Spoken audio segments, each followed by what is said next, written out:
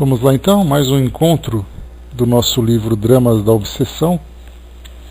Nós estamos no capítulo 8, nessa primeira parte, nos serviços do Consolador, contando a história de Leonel e os judeus. No capítulo anterior, nós vimos ali algumas ações importantes para que os suicidas, Leonel e Alcina, que é a filha dele, que estavam ali juntos à família, provocando aquela influência negativa, levando os demais membros da família também a pensarem, a tentarem praticar o suicídio.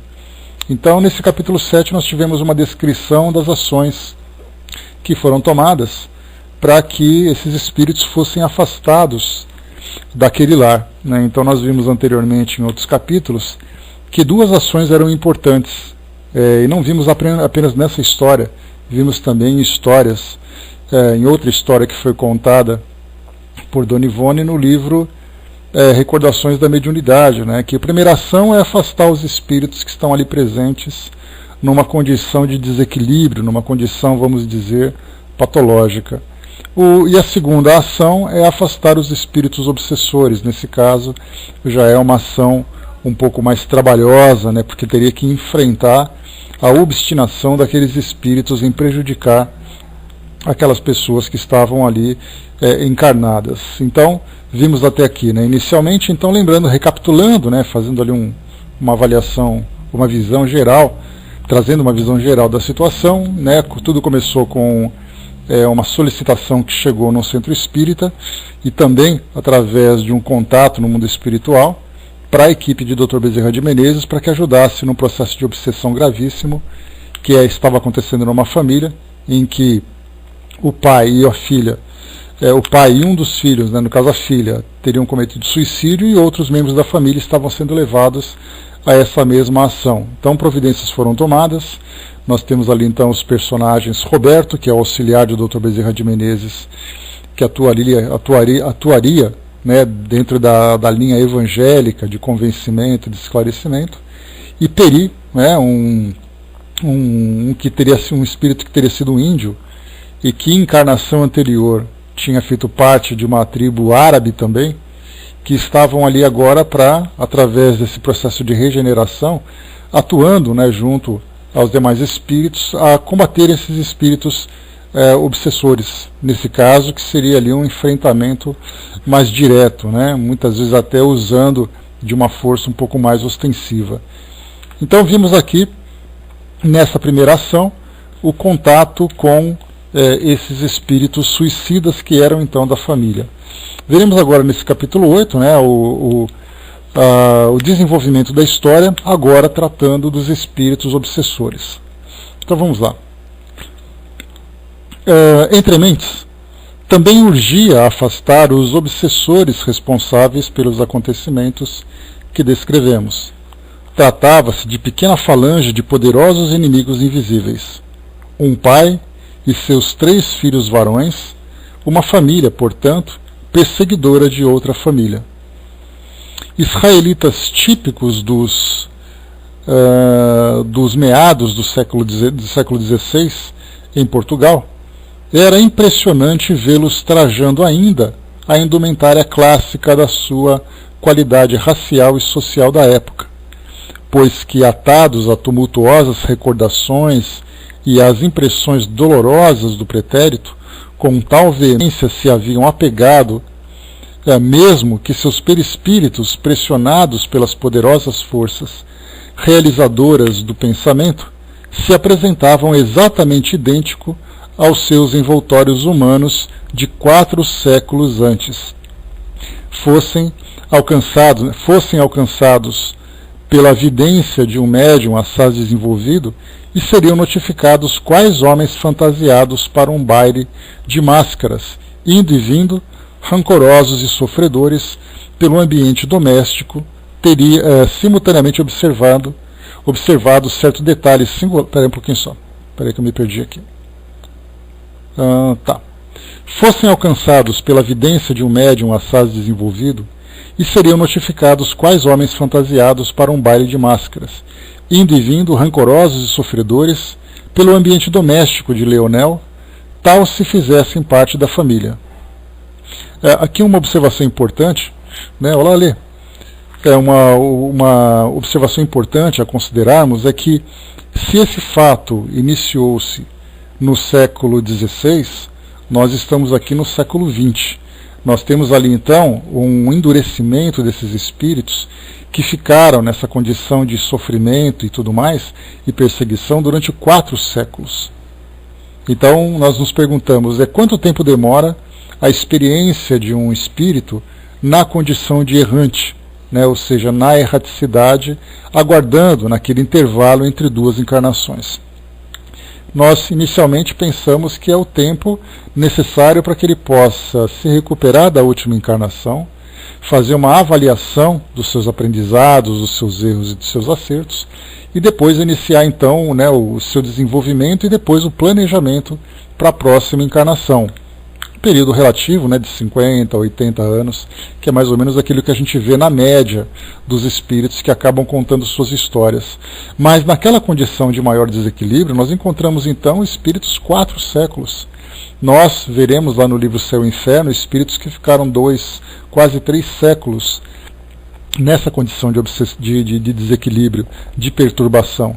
Nesse caso, esses espíritos não estavam na condição de perturbação, mas eles se tornaram então obsessores, perseguindo aqueles que foram seus algozes naquela época, né? Lembrando que foi uma perseguição religiosa lá na Europa, em que a Igreja Católica, que era a dominante, né, a filosofia dominante naquele período, perseguia então aqueles que não eram católicos legítimos, né? Os judeus, por exemplo, costumavam ser expulsos, e muitas vezes eles mascaravam a fé deles, né, se mostravam exteriormente como seguidores da Igreja Católica, mas intimamente eles vivenciavam as suas próprias crenças. E isso já era motivo para a interferência, né, do Tribunal do Santo Ofício naquele período. Pois é, Ali, faz tempo que eu não te vejo. Bem-vinda. Beijo para bebê, então. Então, nós vimos aqui essa perseguição. Então, 4 séculos, né? Nós estamos no livro Dramas da Obsessão, de Ivone do Amaral Pereira. Então, estamos no capítulo 8, contando um pouquinho dessa história, né? Então, senta aí no cantinho. Vamos lá aqui, então. Tá. Não obstante, o imaginário médium teria simultaneamente observado certo detalhe singular nas configurações perispirituais das mesmas entidades. Vestígios sanguinolentos em seus corpos físico-espirituais, tais como o dedo das mãos e dos pés com unhas arrancadas, gotejando sangue, carnes queimadas, quais desenhos de feridas recente produzidas por ferros incandescentes, pulsos deslocados impossibilitando destreza de movimentos, mordeduras de ratos gigantes, tão comuns nos calabouços de outrora, estigmas ao longo das faces, pelo pescoço, braços e pernas, do azorrague despedaçador. Enfim, todo o emblema típico da ignomínia usada nos tratos às vítimas da Inquisição, verificada em Portugal por aquela época. Então, o que eles apresentavam aqui, nas características do seu corpo físico, eram marcas da tortura daquela época. Nós lembramos, por exemplo, que havia para aqueles indivíduos a necessidade de uma confissão do erro que praticavam, do erro que cometiam. E aí, então, para isso, utilizavam de recursos diversos. Geralmente eram apenas torturas, mas acabavam muitas vezes também culminando em mortes. Então eles colocavam arrancar as unhas, é o que está colocando aqui, que dos dedos das mãos e dos pés, com unhas arrancadas gotejando sangue, era aquilo que demonstrava fisicamente. Carnes queimadas, a fogueira, nós lembramos. Da mesma forma também aqui marcas de ferros incandescentes. Deslocamento de punhos, que eram exatamente aquelas amarrações que faziam, e as pessoas ficavam então esticadas, naqueles naqueles equipamentos de tortura. Mas aqui, mordeduras de ratos gigantes, as pessoas eram jogadas em calabouços, e aí então ficava convivendo com ratos, com baratas e tudo mais, e isso, eles acabavam sendo mordidos, atacados também por esses animais, né, e por esses insetos. Enfim, os espíritos então traziam essas mesmas características ainda como espíritos desencarnados, para a gente poder observar de que forma que aquela imagem, aquelas experiências marcaram suas consciências. Então, mesmo desencarnados, eles continuavam ainda apresentando esses sinais, né? Beijo, Flavi. Continuando. Isso durante 4 séculos. Lembrando, não é apenas você trazer uma marca, mas aquela marca fica te torturando, te perseguindo durante todo esse período. Uma coisa que enlouquece qualquer mente, né? Qualquer indivíduo. Exato, né? É um reflexo natural, né? que a gente vai encontrando. Odiendos e sombrios deixavam entrever também o panorama impressionante da longa permanência na incompreensão, do desamor ao próximo, enquanto extrema fadiga, sofrimentos morais inimagináveis se estereotipavam em seus semblantes espirituais, indicando a urgência que traziam de igualmente serem socorridos pela misericórdia daquele que não deseja a perdição do pecador, mas que ele viva e se renove para o bem. Roberto fora hebreu, em certa existência vivida em Portugal e na Espanha, e fácil lhe seria valer-se da circunstância para atingir os nobres fins que trazia em mira. Fez, portanto, que retroagissem ao passado as próprias forças mentais, fenômeno de regressão da memória, tão conhecido nos dias atuais, passível de realização tanto entre encarnados como entre desencarnados, pela ação de uma irradiação da própria vontade, e voltou a ser judeu de outrora, o homem oprimido e sofredor em Portugal, ao tempo da Inquisição, ameaçado a cada passo por um sequestro e quiçá pela morte, sob os tratos do Santo Ofício. Né? Então, o que nós vemos aqui é o espírito fazendo ali uma regressão de memória, né, que pode ser espontânea para aqueles espíritos mais desenvolvidos, como também induzido, né, por aquela irradiação magnética por outros espíritos. Esse tipo de recurso ele pode ser aplicado de uma forma positiva, terapêutica, como também de uma forma negativa, com fins de tortura. Porque até mesmo espíritos obsessores costumam, através da aplicação desses passes magnéticos, fazer com que lembranças antigas, né, voltem a torturar aquele que é o alvo da sua obsessão. Da mesma forma positiva, espíritos então que trabalham junto a esses sofredores também podem induzir a essas lembranças do passado para que eles relembrem de fatos que foram significativos na sua história, para que eles se renovem no presente ou mesmo cessem algum tipo de perseguição quando eles se veem no passado como perseguidores. Então isso acontece com bastante frequência nos trabalhos de desobsessão, e isso do lado, né, na atuação direta dos espíritos que estão tratando desses obsessores. Continuando. Então Roberto, né, ele fez então essa regressão de memória dele próprio, e ele então adquiriu as mesmas características daquela época que era então hebreu, lá em Portugal, naquele passado, porque aí então, vestido com as mesmas características, seria possível então dialogar com esses espíritos, porque afinal de contas eles poderiam então conversar como iguais, e não como alguém de uma outra fé, com uma outra característica, tentando induzir aqueles espíritos a mudarem de atitude.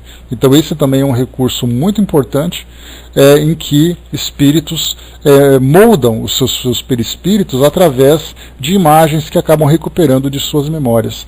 Não são raras as vezes em que espíritos se mostram a esses sofredores ou a esses espíritos obsessores com a imagem de personagens que viveram junto a esses espíritos em encarnações anteriores, como pais, como filhos, como pessoas importantes. Então o espírito assume aquela característica para dialogar com os espíritos. É uma facilidade que eles encontram através dessa mudança de aparência pela indução, né, mental que eles acabam se proporcionando ou acabam sofrendo.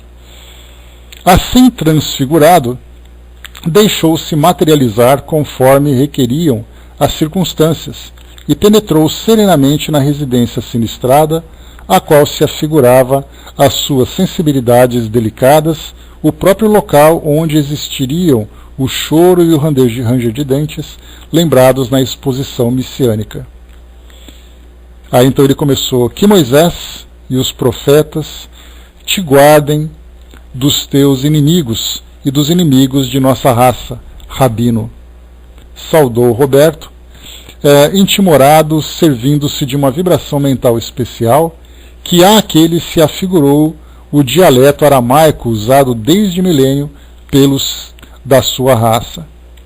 Aqui tem uma observação de rodapé, em que é colocado para nós aqui, deixa eu pegar rapidamente aqui, tá. No caso, né, o Rabino ali então, o doutor da lei judaica, um sacerdote judaico. Isso para a gente lembrar que um dos obsessores tinha sido o Rabino, então, hein? Ele tinha sido um sacerdote judeu.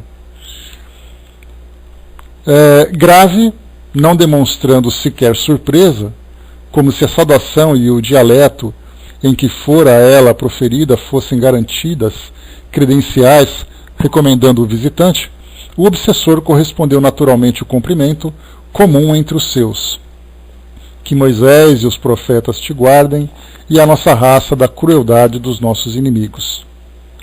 Fitaram-se como se mutuamente se procurassem reconhecer. Roberto aguardou a interrogação, demonstrando com essa atitude respeitosa subida consideração à pessoa e à qualidade daquele em quem reconhecia um rabino.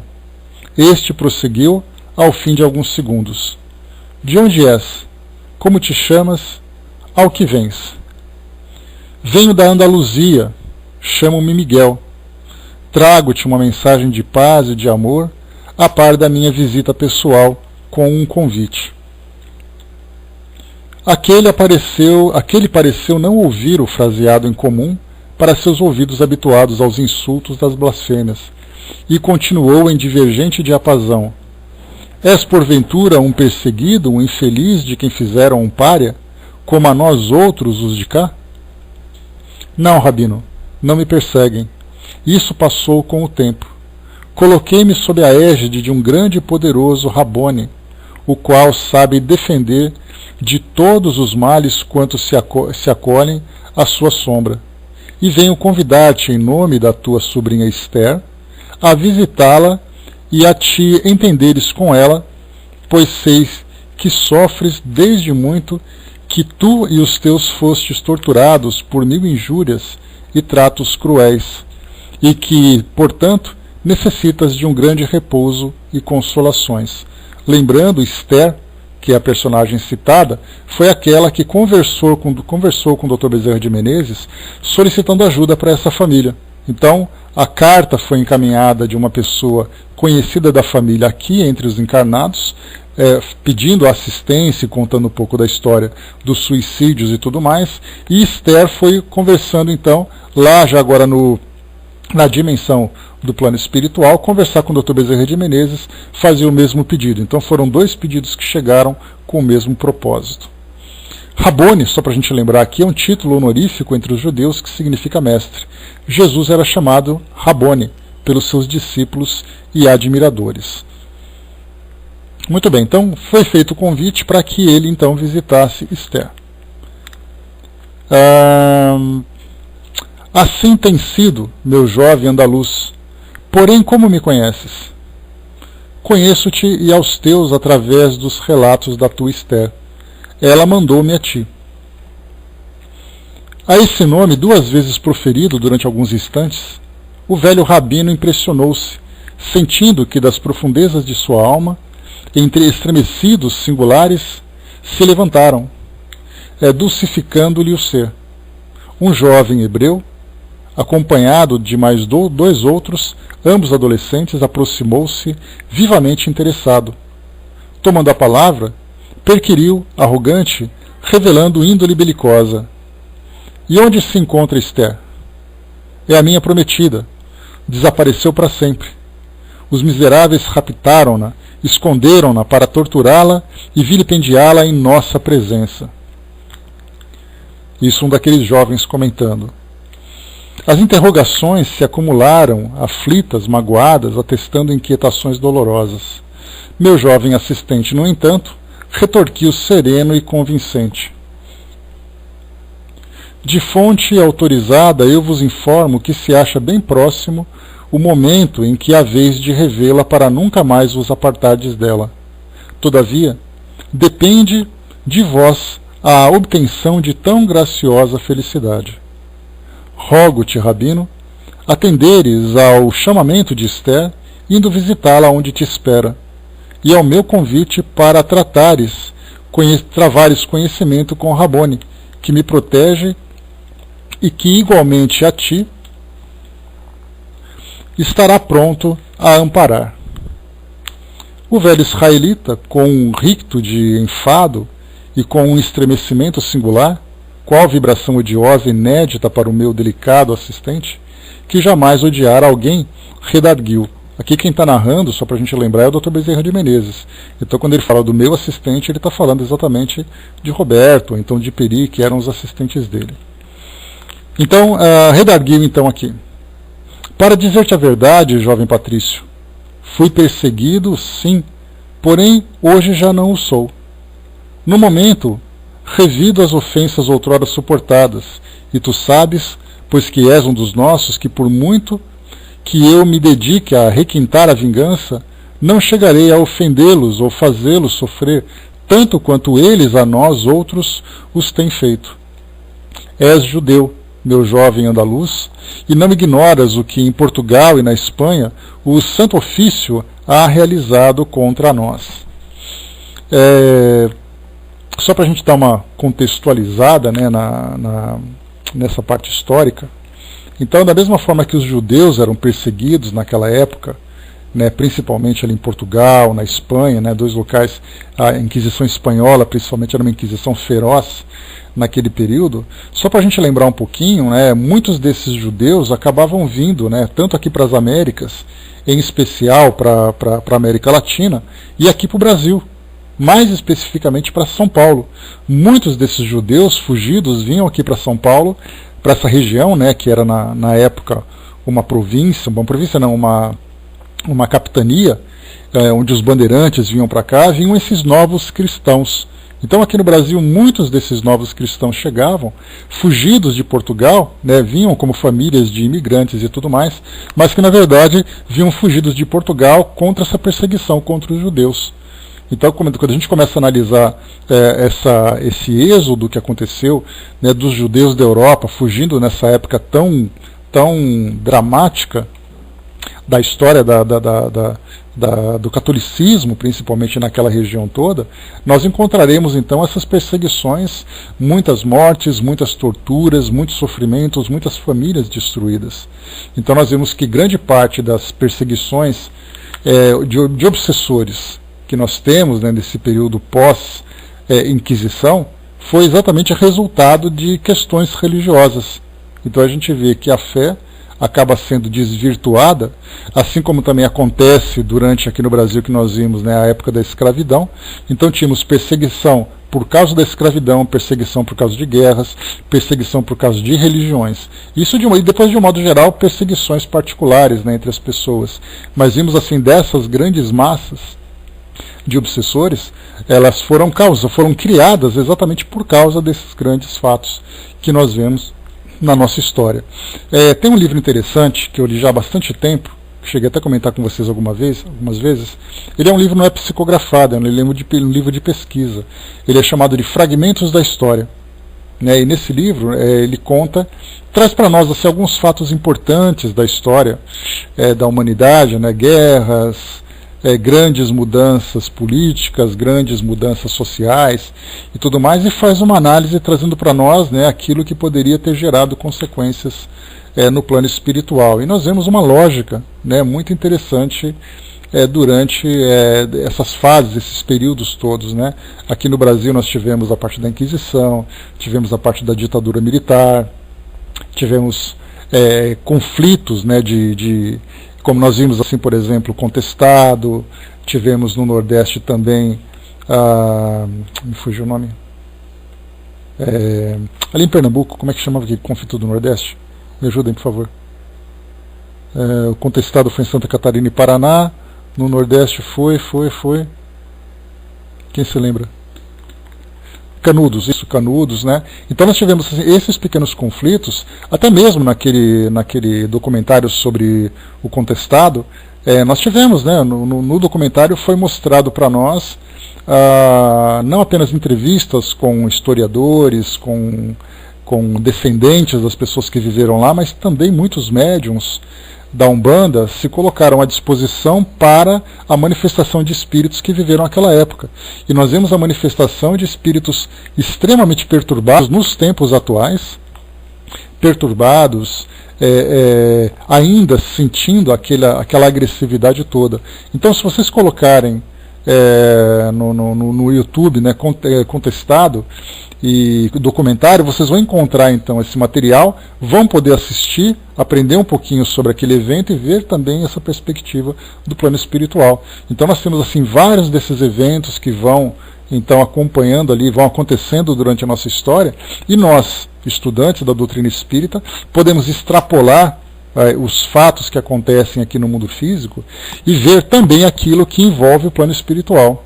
Então, para nós é um grande aprendizado quando a gente começa a desenvolver essa visão um pouco mais profunda, percebendo que uma guerra aqui no mundo físico não é apenas uma guerra aqui no mundo físico, é uma guerra que traz repercussões também no plano espiritual e é algo que acontece durante muito tempo, né?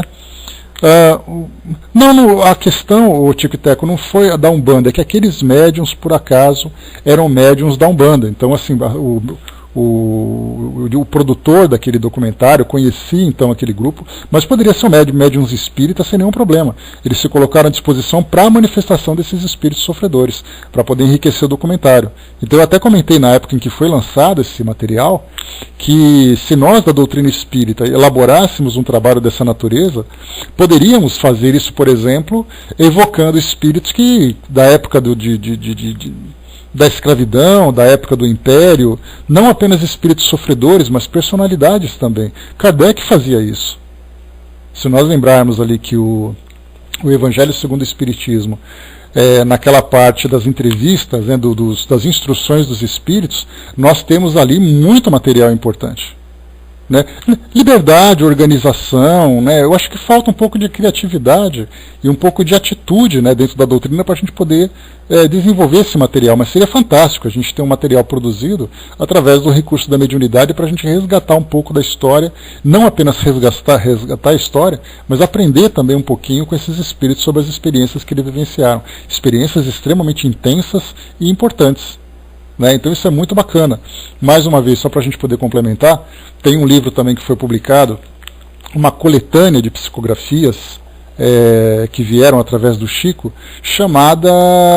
o livro chamado Militares do Além. Então foram cartas psicografadas por militares durante vários trabalhos do Chico. Então eles foram pincelando, fazendo ali um garimpo para encontrar material só desse tipo de público, desses espíritos, e então depois eles compilaram tudo e colocaram nesse livro. E você começa a ler, você tem ali psicografia de Marechal Deodoro da Fonseca, Marechal isso, General aquilo, Marechal outro. Então foi juntando muita coisa bacana. Então esse tema específico, para quem gosta desse tema, para quem vivencia, né, esse universo, como é meu caso, né, então para mim foi extremamente gratificante poder conhecer um pouquinho mais sobre a visão desses espíritos. Né? Então nós poderíamos fazer isso também. Então esse documentário do Contestado, ele foi algo inédito. Né? Eu pelo menos não conheço nada que tenha sido feito na mídia dessa forma, dessa natureza. Então, vocês verão ali espíritos se manifestando com muito medo, ouvindo ainda bombas explodindo. Isso aconteceu no século XIX, né, começo do século XX, naquele período. Então, ouvindo bombas, ainda sentindo aquela raiva por terem morrido, ainda querendo matar pessoas, aqueles que eram profetas, ainda que faziam parte daquele grupo religioso, ainda se manifestavam, depois de um século ainda estavam presos naquela imagem. Né? Então isso mostra para nós de que forma que esses eventos vão marcando a nossa mente, e depois refletindo aqui no nosso comportamento. Né? Dudu colocou o link ali para quem quiser em PDF, né, o fragmento da história pela ótica espírita. Então, para quem quiser, é só copiar o link ali e depois baixar. Valeu, Dudu. Vamos dizer aqui então. Tá. Falava aqui para vocês então sobre os judeus, né, que foram perseguidos pelo Santo Ofício. E continua. Quer dizer então, Rabino, isso Roberto falando agora, que esses de quem hoje te vingas, isto é, Leonel e família, pertenceram ao Santo Ofício ou à Inquisição em Portugal, e que o drama que neste cenário entrevejo tem origem nesse remoto tempo? A entidade obsessora voltou-se agitada por significativa surpresa. Remoto? Tu dizes um tempo remoto?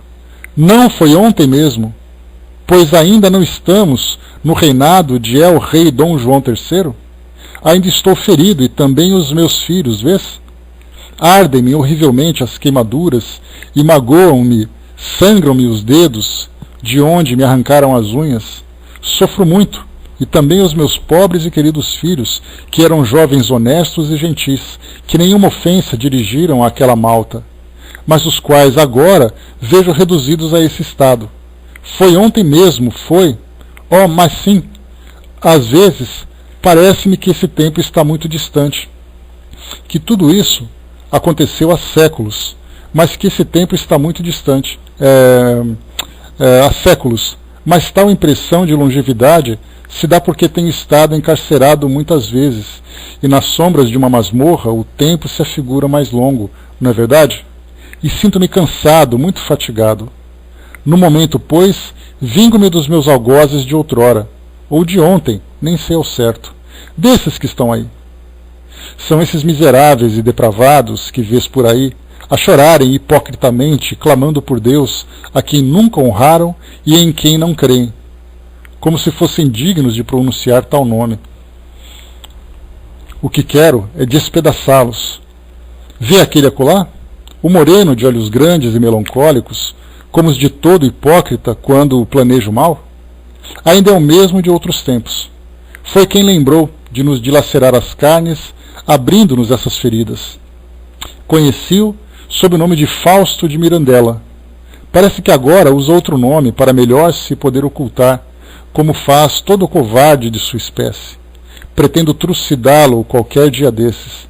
Quero vê-lo despedaçado, sentindo por todo o corpo as ardências torturantes que eu e meus filhos sentimos quando nos arrancaram pedaços de nós mesmos com as tenazes em brasa usadas pelos carrascos da casa da Inquisição. Nesse caso da Inquisição, né, uma observação aqui para nós, edifício sede do terrível tribunal de Lisboa, onde crueldades eram praticadas nas pessoas dos condenados pelo mesmo tribunal. Então continua aqui. Há dias atiramo-lo diante de um monstro de ferro e fogo, cujo roncar nos apavora, monstro que deita fogo, fumo, estríbulos dolorosos alarmantes. Se eu apanhasse esse monstro, o despedaçaria com suas garras, pois que as possui inúmeras, grandes, terríveis, destruidoras. Porém, salvaram-no. Sei que já não sou propriamente um homem, mas apenas um simulacro de homem, a despeito de me sentir tão vivo e tão humano como dantes, assim como os meus filhos, e sei que eles, os meus algozes, os são disfarçados, embora em outras armaduras. Eles sempre se disfarçaram assim. Noutros tempos, vestiam-se de amplas túnicas negras com capuz e máscara, para não serem reconhecidos pelas vítimas. E também, temendo represálias. Não importa, são os mesmos que ainda ontem, e por isso vingo-me, pois esse litígio desencadeou-se desde nossa arbitrária prisão em Lisboa. Só recuperando aqui algumas informações, quando falava daquele monstro de ferro, de tortura, ele se refere aqui, trem de ferro, O indivíduo que desencarnasse no século XVI e cujo espírito se mantivesse em atraso, imerso nas obscuridades da própria treva mental, poderia com efeito desconhecê-lo, descrevendo-o no século XX, segundo as possibilidades da cultura do século em que vivera. No Apocalipse de São João, em espírito, vendo o panorama da atualidade de 2000 anos, separavam a época em que se dava a visão, descreve os atuais aviões como grandes gafanhotos de ferro com caras de homem, trazendo, fazendo o barulho ensurdecedor.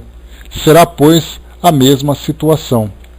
Então, quando ele coloca aqui essa descrição, só para a gente voltar um pouquinho, diz aqui para nós: há dias atiramo-lhe diante de um monstro de ferro e fogo, cujo roncar nos apavora, monstro que deita fogo, fumo e estríbulos dolorosos alarmantes. Ou seja, Leonel, então, ele foi induzido a se jogar na frente de um trem, no caso ali uma locomotiva, uma Maria-Fumaça, a gente fala aqui do século, do início do século XX, então fala do trem de ferro, das Maria-Fumaças. Então aqui naquele caso ele descreve como sendo aquele monstro de ferro e fogo. Então é uma descrição que ele faz fazendo um paralelo com a realidade que ele vivia no século XVI. Então ele lançou diante desse monstro. Depois aqui um pouco mais abaixo nós temos ainda mais uma informação, só para a gente poder ilustrar aqui que ele coloca, sobre essa roupa que ele usava, essa túnica preta para não ser reconhecido pelas vítimas. Então aqui embaixo nós temos: os inquisidores vestiam-se com efeito ao presidirem os tormentos dos condenados com longos hábitos negros e usavam um capuz com feitio de cone, que enfiavam pela cabeça até o pescoço, os quais tinham orifícios para os olhos, nariz e boca, transformando-se assim em máscaras impressionantes. O aspecto que apresentavam era então sinistro. Muitos espíritos endurecidos, de preferência os obsessores muito odiosos, tomam esse aspecto, o que os torna verdadeiramente odiondos. Então, e nós temos aqui duas diferenças, é importante a gente lembrar que durante a Inquisição, todo o processo que acontecia, ele era um processo conjunto. O Fraterno, bom dia, Simar. Ele é um processo conjunto, ele era um processo que era praticado pela Igreja e pela justiça da sociedade. Não era algo apenas da Igreja. Então nós tínhamos ali aqueles que faziam a investigação e tudo mais, mas sob a guarda da justiça que acompanhava esse grupo de inquisidores, que eram investigadores, era então executado. Então quem torturava, quem executava esses indivíduos, eram exatamente homens da justiça da sociedade. Então a justiça condenava, aliás, a Igreja condenava e a justiça executava, já que havia ali uma ligação muito íntima entre a Igreja e os governantes, e ali até mesmo dentro da monarquia. Então, isso que ele coloca para nós aqui. Então, para usar esse tipo de roupa, de serem ali os inquisidores, como ele coloca, deixa eu ver aqui rapidamente.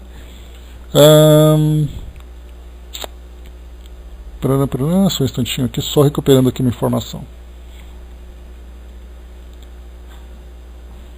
Tá aqui um pouco mais, ele diz aqui: noutros tempos vestiam-se de amplas túnicas negras com capuz e máscara, para não serem reconhecidos pelas vítimas, e também temendo represálias que poderiam acontecer. Não importa, são os mesmos que ainda ontem, e por isso vingo-me, pois esse litígio desencadeou-se desde nossa arbitrária prisão em Lisboa. A lei me dá o direito do ricochete.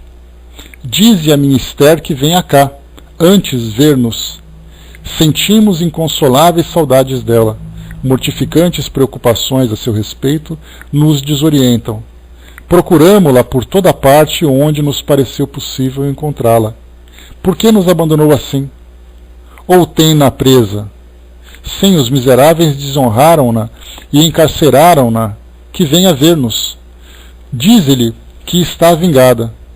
Frei Hildebrando foi por nós trucidado. Foi ele o seu maior algoz. Sabes? Se és andaluz, deves conhecê-lo. Quem o não conhece em Espanha? Trata-se de história dolorosa. Não poderei abandonar este posto para ir vê-la. Vingo-os aos miseráveis inquisidores. Acho-me em vésperas de colher mais 2 em minhas redes para atirá-los ao báratro dos réprobos. Tu conheces o báratro dos réprobos? Mergulho-me nele por algumas vezes, a buscar inspiração para o meu ódio e minhas vinganças. É horrível. Hei visto por aí todos os baixos níveis da sordidez humana, dos sofrimentos e depressões, mas nada me afigurou mais sórdido do que a abjeção do suicida. E nem tá poderei explicar, porque me faltariam palavras. Os esgares que ele apresenta nas convulsões traumáticas, suas revoltas, suas blasfêmias de demônio enlouquecido, sua pavorosa convulsão, eternamente envolvido em ânsias e sombra de pesadelo, suas diabólicas alucinações e seus fulgores e raivas são inconcebíveis por um raciocínio normal. Então mostra para nós ali que todas essas inspirações são buscadas junto a essa faixa vibratória de espíritos suicidas, espíritos sofredores, que trazem ali profundas dores para poder induzir aqueles encarnados com essas mesmas vibrações produzidas por essas mentes ainda perturbadas. E todo o monstruoso cortejo dos seus males agrada-me para aplicar em meus algozes os algozes de meus filhos e da minha Esther, torná-los a todos suicidas. Eis o meu anelo supremo. Oh, que alegria para o meu coração que se rebelou para sempre. Já tirei 2 deles, Frei Hildebrando e o miserável João José, que agora andou disfarçado em mulher. Assim fazem os traidores covardes, disfarçam-se em sexo diferente, pretendendo não serem jamais reconhecidos. Puro engano. Nada há que os encubra às nossas vistas. E a João José reconhecemos, particularmente, pelo coxear da perna esquerda, que agora não pode ocultar. A um dei a arma com que despedaçou a cabeça, Frei Hildebrando. Haha, confesso-te, amigo andaluz, que ajudei a acionar a molazinha mágica, mas ao outro, ao traidor João José, a quem aqui chamavam Alcina, Alcina, a esse ofereci um tóxico violento. Veneno, morte que se dá aos traidores, como se fazia nos tempos de sua santidade, Alexandre VI. Mas Hildebrando, agora, percebe-me, só agora, e se horroriza, esconde-se debaixo das camas, tal como eu e meus filhos, quando os beleguins do Santo Ofício nos invadiram a casa. Mete-se adentro dos armários, das arcas, por trás das portas, sem coragem de enfrentar-nos como outrora. É um covarde. Afianço-te, vou levá-lo eu mesmo ao báratro onde estão os meus iguais. Estou decepcionado e não compreendo. Por que não foram os 2 para o báratro até agora? Frei Hildebrando está a uma sombra do que foi, o cruel inquisidor. Mas não era só isso que eu desejava para ele. E João José desmaiou e se encontra em agonia desde que sorveu o tóxico de Alexandre VI, que lhe ofereci, isto é, aquela água tofana a que estou ouvido chamarem aqui, arsênico. Estou desesperado. Por que não foram para o báratro? Hei de arrastá-los até lá. Se me ausentar daqui, algo desagradável sucederá. Meus filhos são inexperientes, sem mim não saberiam agir. Dize a minha Esther que venha cá. Aqui a gente faz só um comentário, do tudo que aconteceu. A gente viu aqui então que na visão dele, ele acaba entendendo que os indivíduos que foram seus torturadores e perseguidores daquela época estavam se disfarçando. Então inicialmente nós temos João José, que se disfarçou como Alcina, uma mulher que foi a filha de Leonel. E nós lembramos na descrição que foi feita por Dr. Bezerra de Menezes que Alcina era uma mulher que tinha uma aparência muito feia. ela tinha uma deficiência na perna, que ela mancava ali da perna esquerda, tinha uma aparência muito feia e tudo mais, e ela acabou cometendo suicídio, com toda a paranoia, com todo o medo, né, o desequilíbrio mental que ela acabou sofrendo, ela acabou então cometendo suicídio, ingerindo veneno. Esse veneno de Alexandre VI, que ele lembra aqui para nós, né, no rodapé, que Rodrigo Borgia, pai de César e Francisco Borgia, e da célebre Lucrécia, papa sob o nome de Alexandre VI. Né? Para quem conhece um pouquinho da história da família Borgia, que foi ali uma família que utilizou dos piores recursos para poder manter o poder dentro da Igreja Católica, né, naquele período da Idade Média. Então ali era pai, era ali o Papa tinha um filho, naquela época, né, tinha essa coisa fora do casamento, o filho então se tornou bispo, tinha a Lucrécia também, que era a filha que acabou se casando por interesse. Então era aquela época assim bem negra mesmo da história de poder da igreja, né? Então esse Alexandre VI trata exatamente desse Rodrigo Borgia. Tem até uma série inglesa, né, que foi produzida, chamada Os Borgias, e ali conta um pouquinho da trajetória dessa família, né, que era corrupta, que era assassina, tudo para manter o poder da igreja, poder de riqueza e tudo mais. Rapidamente aqui então, deixa eu ver. O Arpejo colocou, né, os espíritos iluminados permitem essas barbaridades. Na verdade, o que a gente coloca, Arpejo, é que existe ali a lei de causa e efeito. Né, para que isso possa se transformar, há necessidade, primeiro, da própria expiação. Então, da nossa visão, pode parecer algo muito cruel, mas essa perseguição, na verdade, esse ciclo ele vai sendo rompido a partir do momento em que pelo menos uma das partes acaba desistindo daquele tipo de comportamento, daquele tipo de conduta. Então, se hoje nós vemos Leonel e a família como sendo vítimas desses obsessores, nós temos que lembrar que a origem dessa condição de vítima que eles estão sofrendo agora foi exatamente o fato deles terem sido algozes naquele período. Então, assim, a lei de causa e efeito, eles sofrem agora essa perseguição de suas vítimas, porque eles criaram esses algozes quando eles torturavam e matavam aquela família. E, na verdade, os espíritos que estão ali, os espíritos protetores, acompanham todo esse processo, e é exatamente essa ação que nós estamos vendo agora, mas muito pouco pode ser feito pelos espíritos mais evoluídos. Nesse caso é a própria influência, né? É uma influência que existe. O processo obsessivo, a gente lembra sempre, ele acontece por responsabilidade daqueles que induzem ao suicídio e pelos próprios indivíduos que permitem também o processo obsessivo. Nós vimos isso no capítulo anterior, que o Dr. Bezerra de Menezes até dedicou, o capítulo 5, se não me engano, que nós vimos aqui, ele dedicou esse capítulo todo apenas falando sobre a questão do suicídio. A questão dos processos obsessivos. De quem é a responsabilidade da causa, né, a responsabilidade dos obsessores, a responsabilidade dos obsidiados, porque não adianta você tirar alguém de uma influência, de uma obsessão, se o próprio indivíduo mantém essa afinidade com esse pensamento inferior. Tem uma passagem muito interessante num dos livros de André Luiz, que mostra uma jovem, a avó dela tinha desencarnado já há algum tempo, e essa jovem ela sofria uma obsessão, que estava sendo induzida, inclusive, ao suicídio.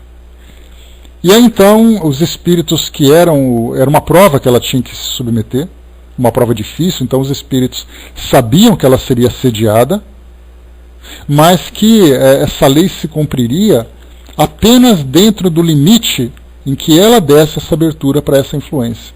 Então eles acompanhavam todo o processo, a influência, os espíritos ali assediando-a diariamente e tudo mais. Então teve um momento, conforme conta André Luiz, que no momento em que ela estava ali à beira do ato suicida, ela se lembrou da avó, que havia desencarnado. E ela então pediu a ajuda da avó para que pudesse sair dessa condição.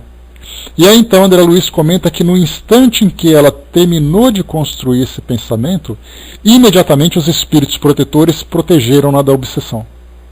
Foi uma coisa assim instantânea. Então ela teve que se colocar nessa condição de quem quer ajuda, de quem deseja ajuda. Porque muitos desses espíritos que nós vemos hoje como como sendo vítimas daquela situação, muitas vezes eles são encarnados continuando tendo os mesmos preconceitos, a mesma arrogância, e é esse tipo de postura que estabelece esse vínculo com os obsessores. Então, assim, para você mudar o vínculo que você tem com esses obsessores, você precisa mudar o seu modo de viver, mudar o seu padrão vibratório. Não é aquela coisa de você ser bonzinho, porque não é assim, os espíritos ficam esperando você ser bom para você receber ajuda. A mudança de postura que os espíritos acabam demonstrando rompem esse vínculo mental. Então, se eles mesmos criam um vínculo, eles mesmos precisam transformar. Eles são influenciados pelos espíritos para mudarem esse pensamento. Mas são eles que devem optar pela mudança. Então, o fato deles sofrerem esse assédio não significa que eles estão sozinhos, mas são eles que precisam vencer a si mesmos inicialmente. Então, por isso que a lei de causa e efeito para nós ela acaba sendo um tanto quanto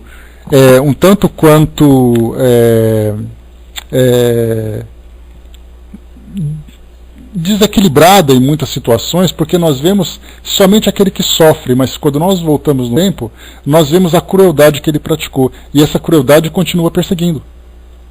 Seria mais ou menos que algumas passagens da literatura espírita comenta que em muitos países da África, onde existe muita fome, onde existe muito sofrimento, guerra civil e tudo mais, nós temos ali recantos de reencarnação de obsessores do passado que foram ali soldados, que foram políticos, que eram extremamente cruéis. Então, quando você vai para a África e você encontra aquele grupo de espírito reencarnado, ou aqueles grupos, né, vários grupos ali reencarnados, nós ficamos com pena, né? Poxa vida, uma criança passando fome, o indivíduo que foi mutilado, o indivíduo que está sofrendo, que foi espancado, a mulher que sofre violência e coisa e tal. Então a nossa sensibilidade ela acaba sendo tocada pelo presente. Mas se você sondar a consciência desses espíritos, mesmo vivendo essas dificuldades, eles mantêm o mesmo padrão, a mesma visão que tinham naquela época. Então, viver numa condição difícil física não significa que o espírito se transformou interiormente. E é essa afinidade que faz com que eles sejam, então. Deixa eu ver aqui. No sistema divino baseado em amor, é permitida a vingança, mas não é uma questão de vingança que a gente coloca pura e simplesmente, onde você apenas estabelece quem é ali a vítima e quem é o algoz. Todos eles são vítimas. E ao mesmo tempo todos eles são algozes. Então por isso que a nossa visão de encarnados é muito difícil nós avaliarmos essa questão da lei de causa e efeito, porque nós só estamos vendo um ponto apenas um lado dessa situação, por uma perspectiva. Nós estamos vendo agora, mas se nós pegássemos uma história em que nós iríamos para a Idade Média naquele período, nós veríamos o contrário. Veríamos essa família de judeus sendo torturada apenas por uma questão de fé, enquanto que os religiosos, os torturadores, seriam os malvados. Então, assim, há necessidade de muitas vezes você romper esse ciclo através de muito sofrimento. Então, a menos que esses espíritos desejem realmente essa transformação, se eles não desejarem isso, não há condição deles próprios serem salvos, porque é essa dor, esse sofrimento que vai proporcionar para eles o despertar dessa consciência. É muito difícil para nós, por isso que é sempre importante a gente lembrar. A confiança que nós temos, né, na justiça divina é uma confiança que muitas vezes ela acaba sendo muito mais um elemento de fé. Porque você confiar na justiça divina sem entender como ela funciona, isso é fé. Então, muitos dos aprendizados que nós temos a respeito desse sistema, de tudo aquilo que acontece no plano espiritual, deve aguardar o momento certo para que nós tenhamos uma visão melhor, que da nossa perspectiva aqui, como encarnados, nós não vamos conseguir alcançar. Então, aquilo que parece ser injustiça, na verdade é a ação da própria justiça. E não é a gente pensar na vingança, é simplesmente a relação que existe entre aqueles espíritos que provocaram dores entre eles próprios, até o momento em que isso vai terminar. No momento em que essas vítimas atuais, agora que nós estamos vendo, se transformarem, então eles serão protegidos. Tanto é assim que nós estamos vendo a ação agora desses espíritos atuando em benefício deles. Nesse caso seria por uma ajuda, né, solicitação de terceiros. Essa Esther, que é a sobrinha desse rabino, e da mesma forma a amiga desses familiares. Então lembra que nós estamos vendo agora só uma parte desse processo. Então ou você desperta pelo amor, ou você desperta pela dor. Nesse caso nós estamos vendo a dor despertando esses indivíduos pelo fato deles estarem ainda muito endurecidos. Então, para nós, sem dúvida, ainda é confuso. Mas a gente tem que ver ter uma visão muito mais ampla, muito mais abrangente, envolvendo o passado, aquele presente, envolvendo o futuro, e tudo aquilo que vai acontecendo de uma forma sucessiva. Fatival colocou esses espíritos que ainda não conseguiram sair dessa situação, estão acumulando mais culpas. Só um instantinho. Deixa eu só voltar um pouquinho a página aqui. Parece muito comigo, né, quando não aceito as penas da nossa justiça. Mais uma vez é o mesmo efeito, Fatival. É a mesma situação. Então, é um ciclo vicioso. Então, enquanto você mesmo não romper, porque a gente, quando se fala em perdão, a nossa visão de perdão ainda é quando alguém da sua família briga com você, ou alguma pessoa próxima a você te magoa, e você então tem que exercer o perdão. Então o nosso perdão é uma coisa muito simples, é uma coisa assim muito leve, se comparado com essa realidade que nós temos, de muitas vezes nós temos ódios e temos ali perseguições que são seculares. Então se esses espíritos não perdoarem e não se perdoarem, esse ciclo não será rompido. E não é uma questão de você perdoar e como recompensa você ganha. O próprio perdão já mostra uma real transformação íntima do espírito.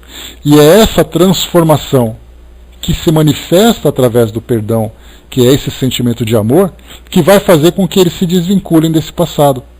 Se eles ainda não pediram perdão, não se colocaram numa condição de humildade para aquela família judia que foi ali a sua vítima no passado, porque eles achavam que estavam fazendo certo, eles achavam que não tinha nenhum problema, porque eles simplesmente estavam cumprindo uma determinação divina. Eles criaram então esse vínculo. Se por acaso eles tivessem feito aquilo e imediatamente dizendo, olha, me perdoa porque eu errei, porque eu não devia ter feito isso, essa mudança interior já teria rompido então esse vínculo. Mas não, eles se mantiveram assim. Apenas reencarnaram em existências futuras, mantendo o mesmo grupo, porque eram esses perseguidores do passado que se juntaram nessa mesma família, mas ainda com o mesmo pensamento, acreditando que fizeram certo. Então, enquanto mantiverem essa ligação, a lei de causa e efeito vai deixando que eles próprios se eduquem. No momento em que um ou o grupo se transformar, a própria justiça já intervém para que não dê continuidade a esse sofrimento. Então, como diz ali o Vinícius de Moraes, que o amor seja eterno enquanto dure. Ou, no caso do que nós vemos aqui, que o ódio seja eterno enquanto durar. Se há ódio entre os grupos, é porque há ainda se há esse sofrimento dentro do grupo, é porque ainda o ódio está presente. Essa é a visão que a gente tem que ter. A Angelina colocou, parece haver um magnetismo que nos atrai para as situações da vida. Magnetismo esse que é gerado a partir do que realmente somos nós. Exatamente. Então somos nós que atraímos essa mesma, né, do que somos nós.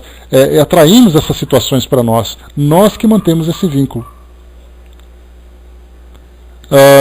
Chiquita colocou nessas histórias, testemunhos de espíritos são muito importantes. Contém várias lições dos fatos ocorridos na vida, mas apenas para aqueles que querem ver e aproveitar o ensino. Por isso que é importante, o que é colocado para nós, Chiquiteco, que para que nós possamos ler esses romances, para poder estudar esses romances, há a necessidade de nós termos aquela base que nós tivemos anteriormente. Estudando, por exemplo, o Livro dos Espíritos, estudando o Evangelho segundo o Espiritismo, o livro A Gênese, para a gente poder entender a base teórica da doutrina, para depois vermos a aplicação no cotidiano. Porque quando você fala em vingança, quando você fala em ódio, quando você fala em perdão na teoria, no Evangelho, tudo parece muito simples para nós. Agora, quando nós vemos situações dessa natureza com consequências tão profundas, tão graves, é ali que nós vamos ver essas teorias sendo aplicadas na prática. O Atejo colocou, né, o que me atraiu à doutrina foi a basilar premissa, a fé raciocinada. E somente isso para nós é fundamental. Só que é importante nós lembrarmos que a nossa razão, ela não é capaz ainda de comportar tudo aquilo que existe de complexidades no plano espiritual. Então a gente vai fundamentando o nosso entendimento gradativamente através desses estudos. Mas há situações que não é possível. Quer ver uma situação simples? A doutrina espírita fala para nós que a ciência nos dá informações. E eu posso perguntar para nós, vamos entender o que é Deus? A ciência não pode mostrar para nós isso, então nós entramos no elemento de fé. Para entendermos isso, Kardec traz para nós um raciocínio, mas ela continua sendo uma fé raciocinada. Ela não é um pensamento lógico-científico. Embora seja raciocinada, ela continua sendo ainda um elemento de crença para nós nessa condição em que nós estamos. Nem tudo é capaz de ser plenamente justificado para nós. A origem dos espíritos, onde tudo começou? Os espíritos dizem para nós o livro dos espíritos, não sabemos. Lá no livro dos espíritos, que é o livro base da doutrina. Quando tudo começou? Não sabemos. Ou eles colocam, isso se encontra ainda sob o véu dos mistérios de Deus. Então aí nós temos o quê? A questão da fé. Mas então nós vamos fundamentando essa nossa fé a partir de um raciocínio para tentar chegar o mais perto de um entendimento. E não simplesmente aquela fé cega que ela não tem não tem uma lógica, não tem algo que possa parecer para nós palpável, que acaba sendo muito fantasioso. Então a gente lembra sempre, a doutrina espírita, embora seja uma fé raciocinada, ela ainda traz para nós muitos elementos que dependem apenas da nossa fé.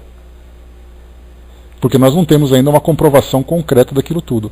Mas a gente vai eliminando aquilo que é o que não é, o que é fantasioso, o que não é muito real para nós, a gente vai descartando. Só que tem coisas que a gente simplesmente está limitado ainda pela nossa capacidade. Deixa eu ver aqui, a Fatival colocou, a alma permanece numa escuridão horrível, a depressão representa um desses sentimentos, um buraco escuro, né? Sim, é uma das descrições, né, desse sentimento de depressão que acaba atingindo mesmo. Deixa eu ver aqui. Tá, vamos lá, só para a gente continuar aqui, pessoal, antes da gente finalizar. Então, foi colocado para nós aqui mais uma vez, né, que esse espírito então deseja alcançar a sua vingança, e mais uma vez, né, a vingança é um vínculo, embora seja uma ação por parte de um indivíduo, nós temos ali um vínculo que se estabelece entre os dois. A parte daquele que sofre a vingança, a parte daquele que executa. E lembra que não é apenas aquele momento daquele instante, é uma história que foi construída no passado e que também deve ser considerada. Continua aqui, então ele diz assim, calou-se exausto, como sucumbindo por ansiedade depressora. Roberto, que ouvia em muito prudente silêncio, chamou a si a serenidade possível no caso, para responder com inteligência. Isso depois, né, da informação do rabino dizendo que queria fazer com que essas pessoas fossem levadas àquele inferno profundo dos suicídios. Por que eles não foram levados?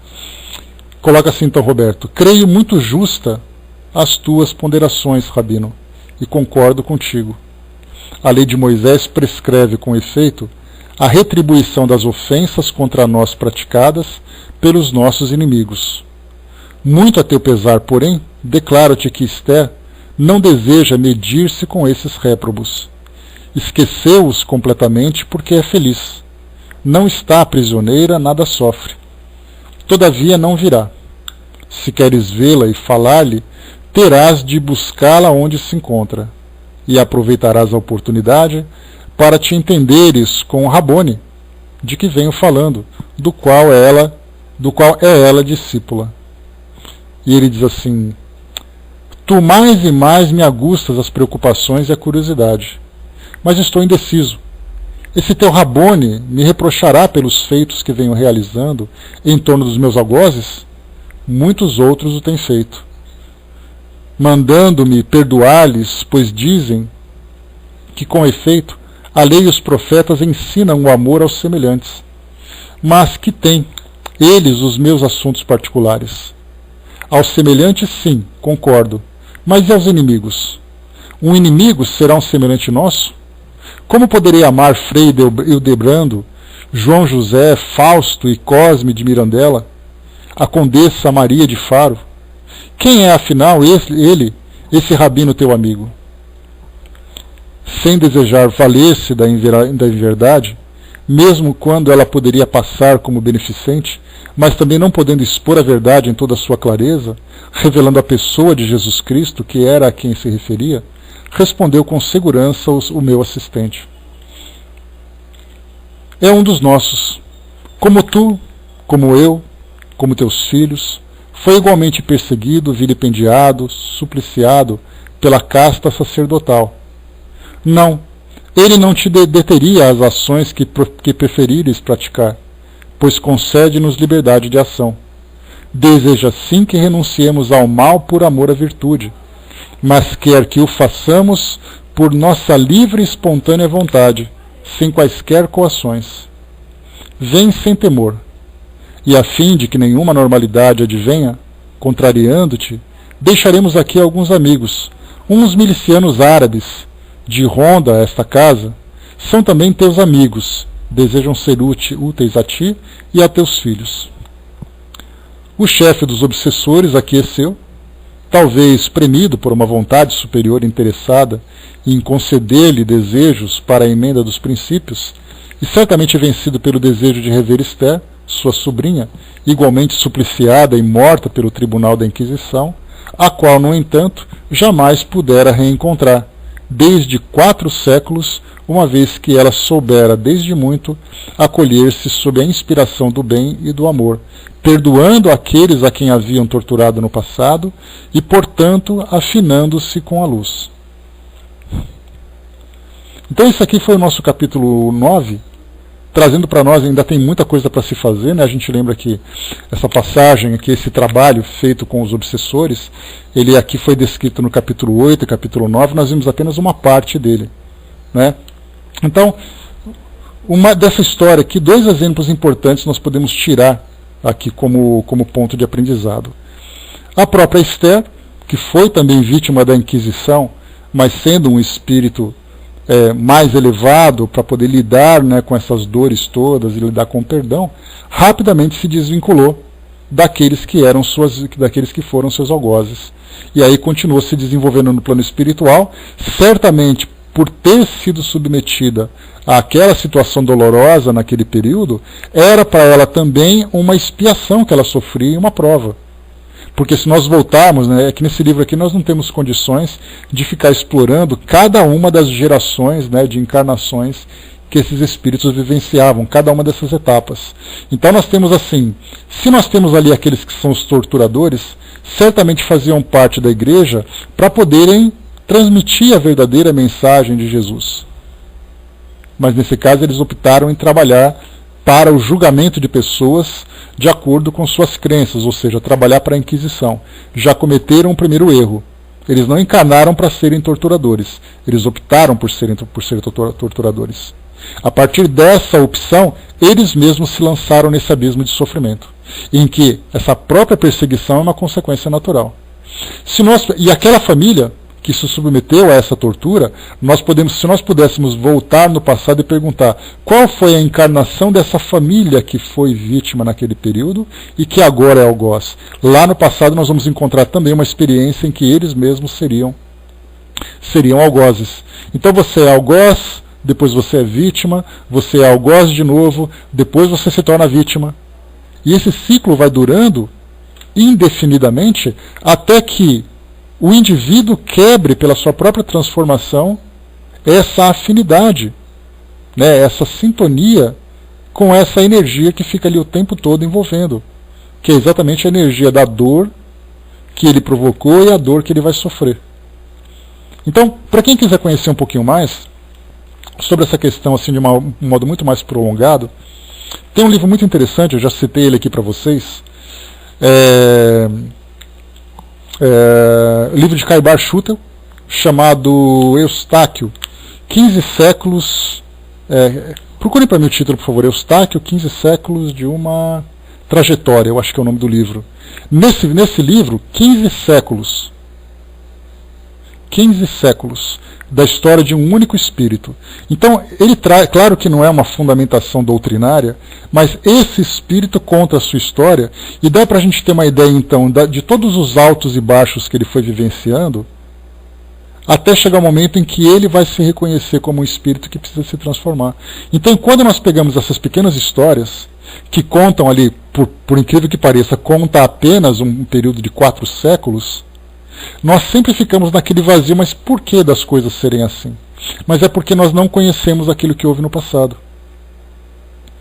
Então nós temos, por exemplo, situações que envolvem, dentro da nossa realidade, vamos falar, por exemplo, sobre os judeus que foram perseguidos durante a Segunda Guerra Mundial. Na visão nossa como encarnados, a visão vai ser, né, que os nazistas eram ali os malvados e que os judeus eram ali os perseguidos, as vítimas.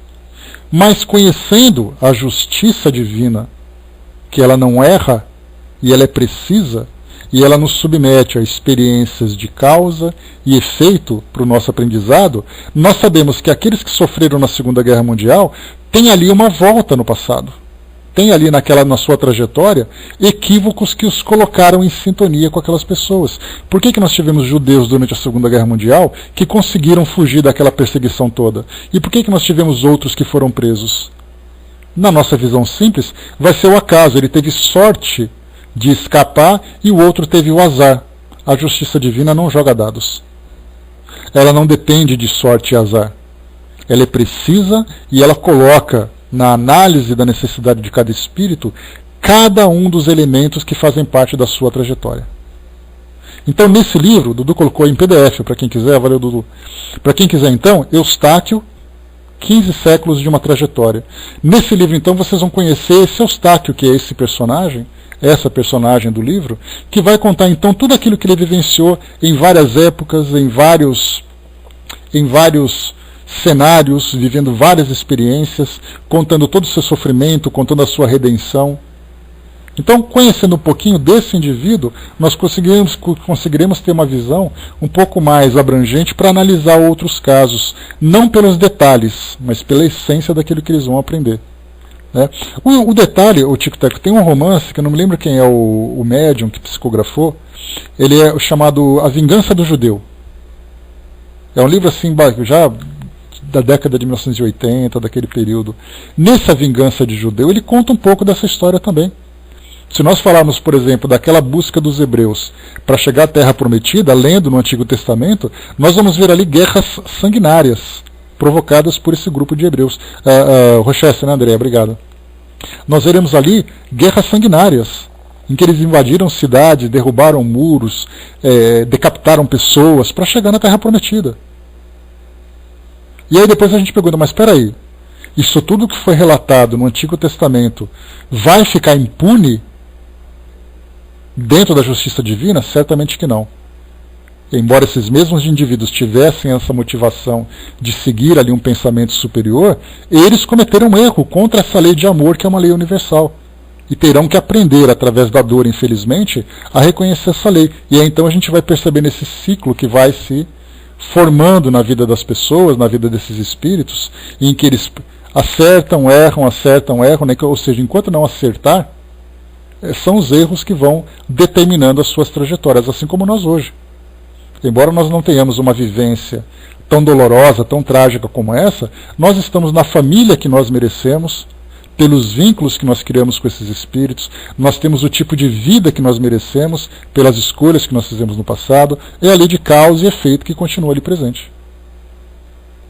Então, essa é a realidade que nós temos que perceber dentro dessa parte da justiça. E esse livro é muito interessante, conta para nós essa história. São 2 histórias que nós vamos ver. Essa é a primeira história, e depois nós entraremos na segunda parte, que é uma outra experiência que nós vamos ali adquirir. Nós veremos então exatamente essa ação da lei de causa e efeito agindo sobre esses espíritos. Então, o que para nós parece ser uma injustiça, na verdade é uma justiça que se aplica de um modo tão profundo que nós ainda não conseguimos compreender. Então vamos depois de novo voltar para as bases para tentar entender como isso funciona. Muito bem, pessoal, fechando por aqui então o nosso encontro de hoje. Paramos aqui mais uma vez, né, no capítulo 8, vamos para o capítulo 9. o capítulo 9, ele vai trazer para nós aqui, deixa eu fazer uma pequena introdução, só para a gente poder aqui. Diz assim, né? Seguindo ordens recebidas, o poderoso e paciente Roberto transportou o velho rabino para a localidade onde existia um núcleo espírita, sob cuja responsabilidade o trabalho de esclarecimento se faria.